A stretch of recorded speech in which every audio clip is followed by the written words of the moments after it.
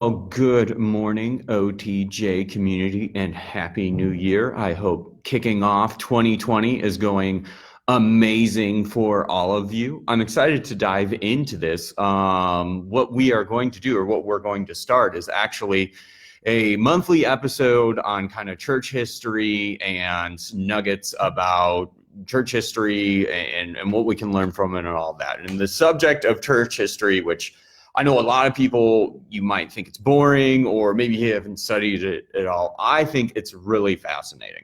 And I think it's fascinating because church history gives us all these great opportunities to give us like little case studies with God. Like, I enjoy history just in itself, and I enjoy history because we look at issues and we look how people respond to them and the effects of it, and from that maybe we can even learn some things about the choices that we make in our everyday lives. But to me, church history is even more interesting because we had to have the added component of God in the mix. We learn about how we as followers of God in the community of God are dealing with issues that face our world, as well as through the studies of just what happens. I feel like we can get some really good glimpses of God and how he works and, how he treats us. So thanks for guys for tuning in already. Again, I'm going to post this, so I know a majority of you will be watching you later. My hope is just to kind of work through history, focus on a specific time, and then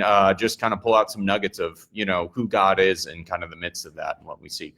Well, the one that I actually want to start on this first episode is actually kind of the start in the context of which the church is born in. I'm talking about, like 3 AD. And it's actually something that if you haven't researched a fair amount, it's very different than a lot of us would think it would be. I always thought it was super interesting that when you leave off in the Old Testament and start the New Testament, like everyone has Greek names all of a sudden. All the towns have different names. It just seems like a totally different world than when you leave off in the, New Testament or in the Old Testament with like Ezra and Nehemiah. And the fact is, that is absolutely 100% true. If I were to, like, in one word, summarize kind of the situation that Jesus and really God steps into to start the church, it's in a word: very, very complicated. And I just kind of want to walk through kind of some of the history that happened that Jesus kind of steps into and provides, answers to, and kind of launches his community. Well, first off, like, we leave off in the book of Nehemiah and Ezra with like the Jews coming back from exile and starting to rebuild kind of the old temple. And this, of course, is huge to them because they can't really follow the religion that they're supposed to do. They're really not supposed to follow the way that God wants them to live without a temple. So they rebuilt it, of course. And it is, you get, verses that say like the glory of the Lord wasn't as close to what it was in the old temple. And, people used to cry when they saw it because it wasn't even a shadow close to, what the old temple was and stuff like that. But more or less they had it, which gave them a means to kind of follow the law again. But after that, a lot of things really happened. And one of the things that happened was this. Now, the Jewish people were sort of free when they went back from exile. They were still kind of ruled by Persia. And they didn't quite have independence. They were allowed to practice their religion, and maybe there was some tribute involved, but they were more or less left alone to kind of live the way that they wanted to live. Well, it wasn't much long after that a new cat in the scene comes around the Mediterranean called, Alexander the Great. And Alexander the Great, like, the Jews know they have absolutely no way to stand up to this guy. So they very quickly, as this guy comes around, surrender over to this guy. They were, the Jews were ruled by Persia. Persia gets conquered by Alexander the Great. These guys are now kind of, not say enslaved, but kind of ruled over by Alexander the Great. Well, if you know history, that guy like lived for like 2 years after his empire was made, and he winds up dying. And it winds up going through a period of something like 200 to 300 years of where the Jewish people are living in Jerusalem, but always have kind of a Greek governor. And, it's, kind of that person's living in Egypt in a time, and that person's sort of living in Assyria in a time, but they're always kind of ruled over them. And, how tight that power, grasps, locks them down and rules over them, kind of shifts through the time and through the ages. But the Jewish people always know that they were meant to be free people, and it's part of their identity. They were meant to be the people of God, ruled by God. So as time goes on and the people are changing, one time they actually see that there's actually kind of a power void gap. And through that, they're actually able to fight off the ruling political party and achieve this, what they, attribute to be a miraculous military success. They gain their independence for a while. They actually have their own king for a while. And you can read about this in the book of 1st and 2nd Maccabees, which to the Jewish people, what happened in the book of Maccabees is very, very important to just their psychology and just the way that they see themselves. In a way, they were able to really beat back and rule over the people ruling them.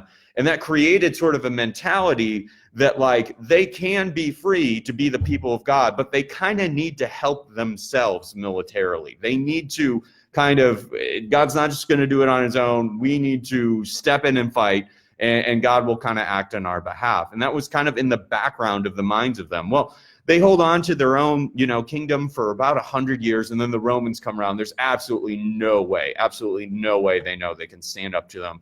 And once again, they find themselves ruled over by another foreign power. So what happens with that 400 years of, other countries ruling them and such is slowly a lot of Greek influence starts pouring into the Jewish culture. Now, this didn't happen because the overlords were trying to cram it into there. It actually just makes a lot of sense. If the people that rule over you speak Greek, it's worth knowing Greek. If they're going to build their own political offices, you want to be able to talk to them. If they're going to start, getting their goods, hey, some of those might actually be pretty valuable. It would make sense to learn how to speak Greek. And over the years, their culture became more and more Greek and actually more and more non-Jewish. It's actually estimated that in Jerusalem at the time of Jesus coming in, actually half of the population wasn't even Jewish. It was Greek, it was Egypt, it was Assyrian. There was all these people groups living in Jerusalem at that time. Now, I'm sure the rest of the country was probably more Jewish because Jerusalem was kind of like a world series and world city, much like New York is. It's mostly American, but there's a lot of other cultures that live there. One of the metaphors that I kind of like I'm kind of a Star Wars geek and I enjoy Star Wars, and I always love how Star Wars really introduces, whenever it goes to a town, you always get this montage of all these weird aliens. They all have their different languages and readable language that you can't read. They always have that scene in Star Wars. I don't know why they do, but that's kind of what I like to see Jerusalem like. There is a huge undercurrent of Judaism, there is the temple, there is the Jewish language, but there's also a ton of Greek in there. There's a ton of other languages in there. It's not a homogenous culture anymore. It's really, really different. And with that, there's actually a ton. One of the things that's also really important is with these people, they definitely brought their gods.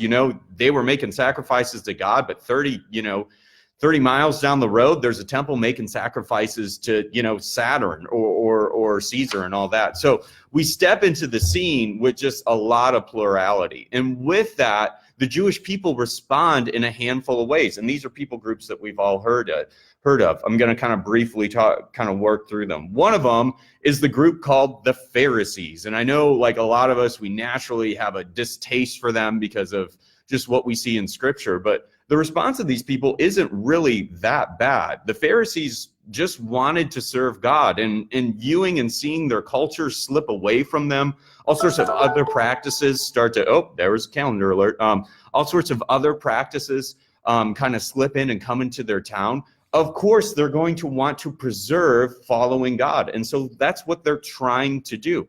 And then with that, because the contexts are always changing, there's just different technology, different ways of living. They're trying to modernize the law in a way that makes sense according to their time. Now, the Pharisees really felt like the conclusion was, since we're getting so far away from God, we need to work harder and harder to get back to God. Or that's what we think that they tried to do. And, the law had something like 10 commandments, and the Decalogue had something like 639 or 41 ways that you kind of lived out those laws. It wasn't necessarily more laws. It was just kind of more ways to live them out. Well, the Pharisees were trying to keep us further and further and further back from even violating the law. So they created fence laws. They created laws that you would make so you wouldn't even break a law. So what started with not working on the Sabbath became not running on the Sabbath, became not receiving money on the Sabbath, became not don't leave your house on the Sabbath. All these things, they made all these add-ons onto the law so that people wouldn't violate the law. At the time that Jesus came, the Pharisees had tacked on something like 100 to 300,000 extra laws for people to follow to, trying to still live the way that God wanted him to live. When Jesus said that you have a righteousness made by man, he was in fact addressing that very thing. They had made all these other rules for people to live in.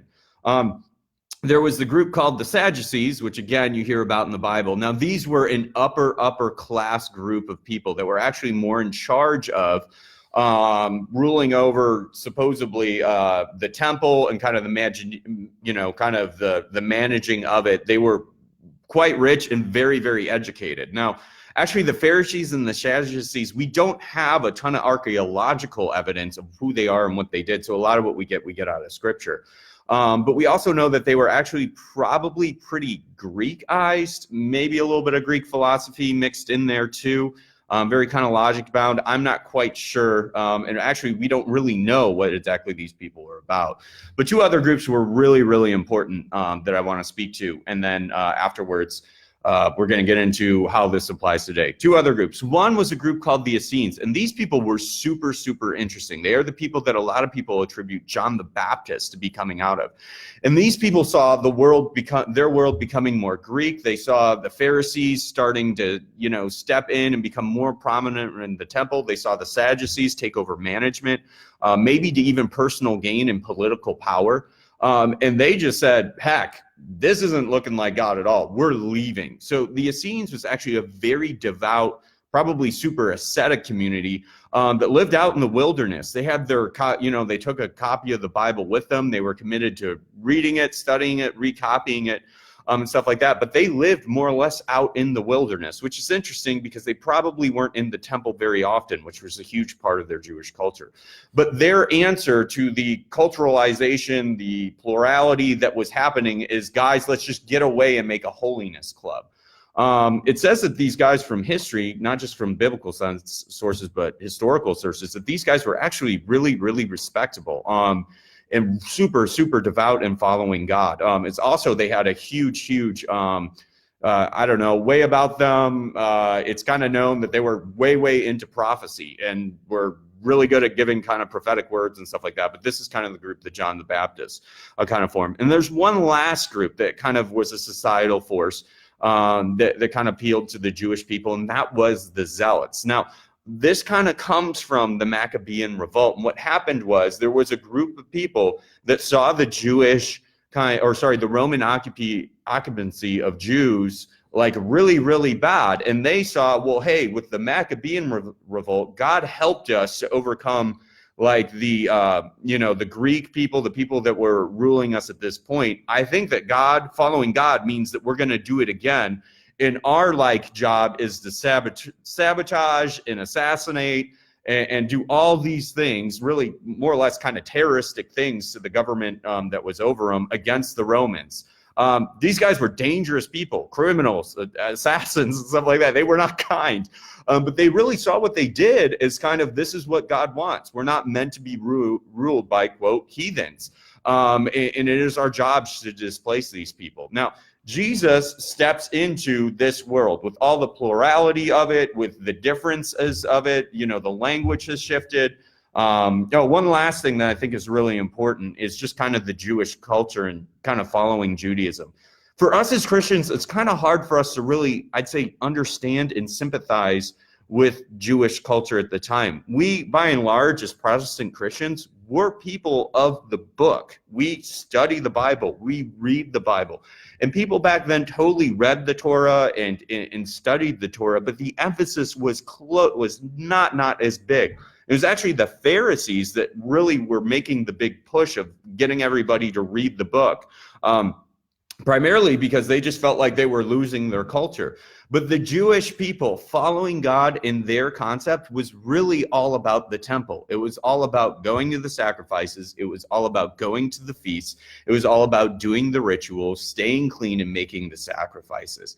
That's what really following God looked like. They read the law, but actually most people didn't have time for that. They were just trying to make a living. They would go to temple, and then other priests and which maybe Pharisees were part of these people, maybe they weren't, maybe Sadducees were, maybe they weren't, maybe scribes were, maybe they weren't, would teach them what they needed to know. The average person, the way they saw worshiping God was just going through the rituals and having a faith that someday a Messiah figure would come to deliver them. That's how they saw their religion. It wasn't as learn-oriented. It wasn't as book-oriented. But with that, a lot of the things that the Jews were reading back then, we as modern day Christians would probably have a little bit of pause to believe. Keep in mind, we often look at what the Jews read and believed and followed by reading our Old Testament and saying, hey, this is our book, so they must have believed this thing. Now, probably a fair amount of that is true. And in the first temple, it was probably way truer. But I'm just going to say, as you look into some of the books that they were reading back then, a lot of that stuff is really, really interesting. First and Second Enoch was definitely in the background. There are all sorts of books like Wisdom of Solomon, Tobit, all of these books that have very, I'd say, just interesting views of God and just how God works, things that we would really maybe take some pause in to believe in, as well as with all kind of the Greek influence, as well as the philosophical influence and stuff. There was kind of a background Gnosticism that was starting to creep into the Jewish culture. I mean, and this stuff is really weird when you read. I mean, there's literal accounts that make the devil good and like God bad in Eden because the devil's there to give secret knowledge and God didn't like that. I mean, it's very, very fascinating. It's very probably different than the Old Testament that we might think to believe. It was just very weird. But again, worship wasn't necessarily about what you knew back then. It was about the sacrifices and rituals that you did. So in that kind of craziness, in that plurality, in that change, in that just weird cultural blending, that is the world that Jesus steps into and starts his church. And so I think one of the things that's amazing that we can really learn from God is this, that God does not have a problem with complicated. He has no problem with stepping into a culture that has a lot of interesting ideas about them, that has a culture that, is all trying to follow God, maybe in their own way, but all of those ways could be very different, but they're all sort of like one group together. I mean, honestly, it's kind of, to me, synonymous with the church today. I mean, we have the Catholics, we have the Greek Orthodox, Methodists, Protestant, non-Protestant, Episcopal, Presbyterian. We have all these flows of the people of God, and God stepped into those. And actually, God, as you study them, gives, answers to each one of ways of life. Because of time, I'm going to kind of avoid how he answers it. Maybe next one I'll kind of pick up to it. But one last nugget that I think is super important is this. God had tons and tons of really good priests and people in the Davidic line, people that were following God. He had the Essenes and stuff like that. But God really started his church being birthed as a human that was more or less a nobody. He wasn't a priest. He wasn't really in the religious system. He wasn't in the system of people that are trying to do the leading of following God. And from there, he institutes the new covenant and the new way of following God, which to me is fascinating.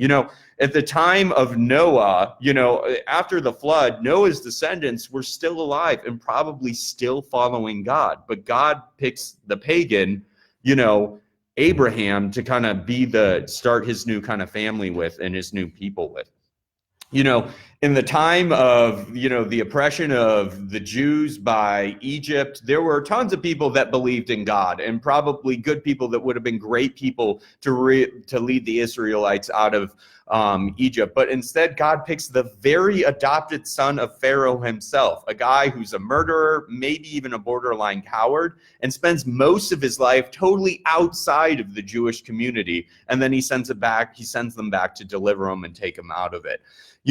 There were, Jesus, or, at the time of Jesus' coming, there was John the Baptist, but God picked someone else. And in the future, you will see that God had 11 amazing disciples, people that literally walked and ate with Jesus, hung out with him for 3 years. But God picks the fanatical Pharisee Paul to write the majority of our Bible from. I think a really important nugget to gather from church history at this time is this: that God loves outside picks. And a lot of time when he changes a community of people that are serving God, he will pick an outsider to bring something new in. Even us in the Vineyard Church, even though there's those of us who are on OTJ that aren't in the Vineyard Church, and we're grateful to have you, us in the Vineyard, God used a guy named Lonnie Frisbee to influence us a ton. He wasn't a Vineyard pastor. He was kind of an ex-hippie that God converted in the Jesus movement. But again, he largely impacted us today. As we look forward into 2020, the new decade, and what God is going to do with us, and we speculate and we wonder and we try to follow God and build our churches, our systems, our communities the way that God is leading us, we always have to keep in mind that God is very, very cool with just picking outside picks. And that a lot of those people in those times sometimes aren't even the most accepted because of their heritage, or they're not coming from within the system. But I encourage each one of you, as we look forward into what God is going to do in this decade and in this year, God might use someone in your life, in your church, in our movement, or just in the world.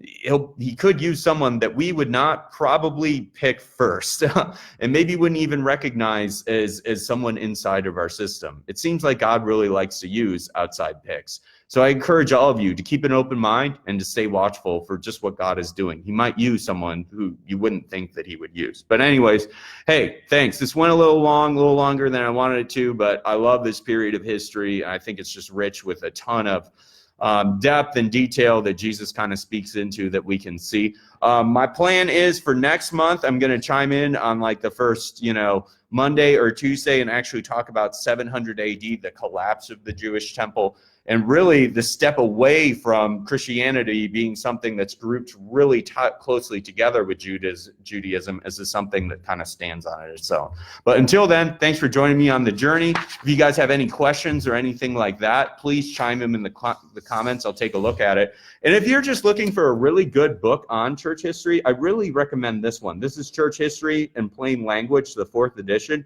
by a guy named Bruce Shelley. This isn't the only book that I'm reading and kind of using for these episodes, but it's very readable. It walks through a ton of church history. It's super engaging, and I encourage you, if you want to dive in with me too and kind of read through how God has kind of led us, it's a great book to get started. But God bless you guys, and thanks for joining us on the journey.